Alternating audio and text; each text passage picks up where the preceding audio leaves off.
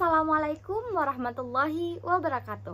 Halo teman-teman, perkenalkan saya Nadia Rizka Yagus dari kelas M244 dari jurusan Pendidikan Ilmu Guru Sekolah Dasar dari Universitas Negeri Makassar.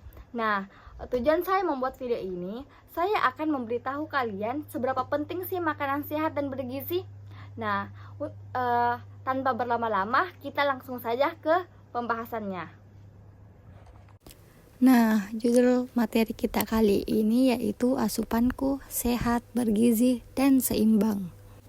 Sebelum kita ke materi, saya ingin bertanya dengan kalian semua. Apakah tubuh kalian membutuhkan makanan sehat, bergizi, dan seimbang untuk tumbuh dan berkembang yang optimal? Yap, pasti semua membutuhkan makanan yang bergizi dan yang sehat. Oke, kita langsung saja ke pembahasannya. Pertama-tama kita membahas tentang pengertiannya. Pengertiannya yaitu makanan sehat dan bergizi adalah makanan yang mengandung zat-zat yang dibutuhkan tubuh seperti karbohidrat, protein, lemak sehat, vitamin, dan mineral dalam jumlah yang seimbang. Lalu, makanan bergizi adalah makanan yang mengandung zat-zat gizi penting yang dibutuhkan oleh tubuh untuk tubuh berkembang menjalankan fungsinya dengan baik. Dan dapat kita lihat ada beberapa fungsi makanan yaitu sumber makanan, mendukung pertumbuhan dan perkembangan, memperbaiki jaringan tubuh yang rusak, dan melindungi tubuh dari penyakit atau sistem imun. Nah, setelah kita mengetahui pengertian dan fungsinya, sekarang kita harus mengetahui perbedaan bahan makanan antara hewani dan nabati. Makanan hewani berasal dari hewan, yang seperti makanan daging, lalu telur, lalu susu, dan yang bersangkutan dengan hewan seperti daging ayam gitu, telur kan dari hewan, susu juga dari hewan. Lalu makanan nabati berasal dari tumbuhan, yang contohnya itu seperti sayur-sayuran yang berasal dari tumbuhan, lalu buah-buahan yang berasal dari tumbuhan, dan juga biji-bijian dari tumbuhan. Contohnya yaitu biji-bijian seperti biji kacang hijau, biji kacang tanah, gitu, dan semacamnya. Nah, selanjutnya apa saja sih zat makanan? Nah, zat makanan ada beberapa yang kita akan bahas seperti karbohidrat adalah sumber energi seperti nasi, roti, dan kentang. Lalu protein yaitu pembentukan dan perbaikan jaringan seperti ikan, telur, dan kacang.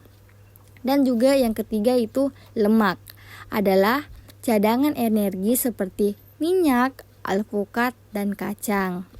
Dan juga yang keempat itu ada vitamin. Vitamin ada beberapa jenis seperti vitamin A, vitamin B, C, D, E, dan K untuk berfungsi sebagai untuk menahan atau menjaga tubuh kita. Lalu yang kelima itu ada mineral. Mineral adalah berfungsi untuk organ seperti zat, lalu besi dan kalsium, dan juga zinc. Dan yang terakhir yaitu air. Air untuk menjaga keseimbangan tubuh cairan di dalam tubuh kita. Nah, itulah zat pada makanan.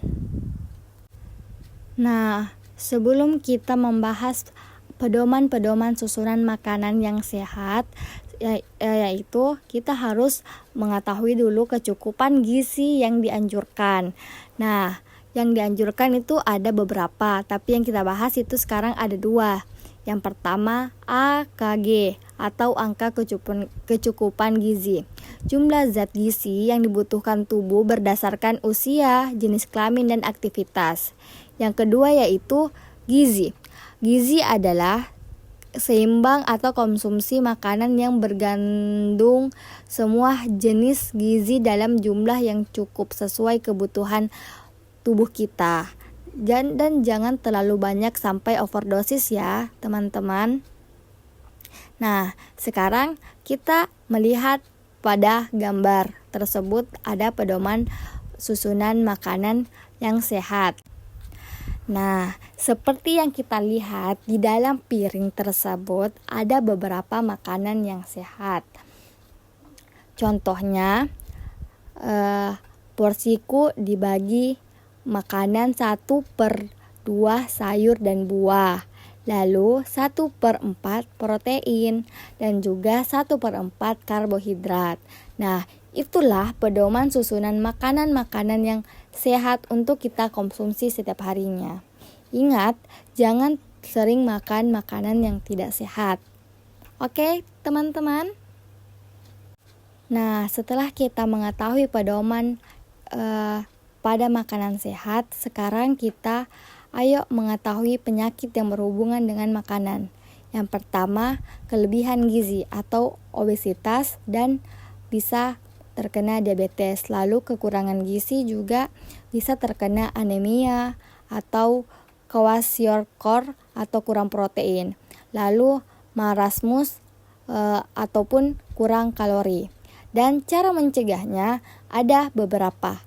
Yang pertama itu makanan harus seimbang ya teman-teman, dan juga aktif bergerak, jangan malas-malas bergerak, dan juga pola makan yang harus teratur.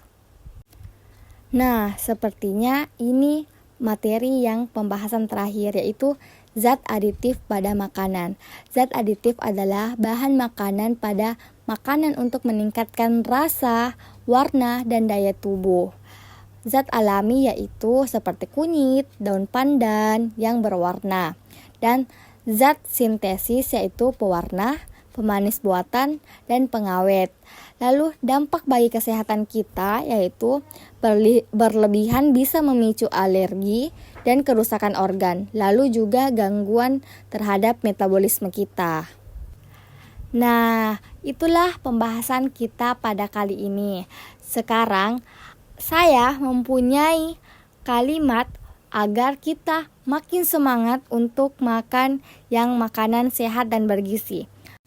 Kalau perlu, catat dan ingat selalu, sayur, buah, lauk, dan nasi teman terbaik tubuh kita setiap hari. Ayo makan yang sehat dan bergizi. Nah, itulah materi kita kali ini. Sampai jumpa teman-teman.